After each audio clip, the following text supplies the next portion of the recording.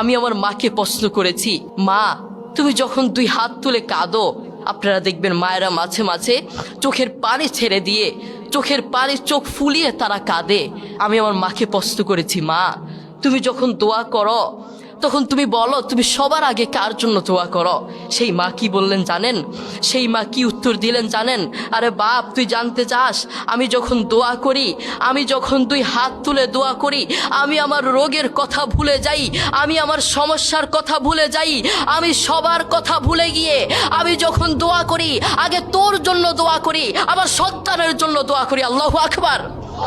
দেখেছেন মায়ের প্রতি আমাদের কোনো ভালোবাসা নেই। মুহাম্মদ সাল্লাল্লাহু আলাইহি ওয়াসাল্লাম একবার ওমর রাদিয়াল্লাহু তাআলা আনহুকে ডেকে বললেন, শোনো ওমর, হজ করতে ওয়াইস কারনী নামক একজন ব্যক্তি আসবে, তুমি তার কাছে দোয়া চেও। ওমর তার কাছে দোয়া চাইলে আল্লাহ তোমাকে, তার কাছে দোয়া চাইলে দোয়া কবুল হয়ে যায়। ওমর রাদিয়াল্লাহু তাআলা আনহুর মতো এত সম্মানিত একজন সাহাবীকে বললেন ওয়াইস কারনীর কাছে দোয়া চাইতে। তার কারণ কি জানেন? তার কারণ হচ্ছে ওয়াইস কারনী মায়ের খেদমত করতে করতে, মাকে সম্মান করতে করতে, মায়ের দোয়া নিতে নিতে এমন পর্যায়ে চলে গেছে আল্লাহ দুনিয়াতেই তাকে সম্মান দান করেছেন। আল্লাহু আকবার। দেখেছেন, এই জন্য ওমরের মতো সাহাবীকে বললেন ওয়াইস কারনীর কাছে দোয়া চাইতে। করোনা হওয়ার পরে, করোনার কথা মনে আছে? করোনা হওয়ার পরে আপনারা দেখেছেন বন্ধুর কাছে যায় নাই, প্রতিবেশী আরেক প্রতিবেশীর কাছে যায় নাই, স্বামী স্ত্রীর কাছে যায় নাই। করোনা হওয়ার পরে বন্ধুর কাছে যায় নাই, বান্ধবীর কাছে যায় নাই, এক বন্ধু আরেক বন্ধুর কাছে যায় নাই, প্রতিবেশীর কাছে যায় নাই। কিন্তু এখন এই ইতিহাসের পাতা খুললে দেখা যায়, এখন এই ইতিহাস সাক্ষী আছে, মা তার ছেলেকে কাঁধে করে হাসপাতালে নিয়েছে। করোনা হওয়ার পরে বাবা তার ছেলেকে কাঁধে করে হাসপাতালে নিয়েছে। এখনো ইতিহাস সাক্ষী আছে, করোনা হওয়ার পরে মা তার ছেলেকে চুমু খেয়েছে।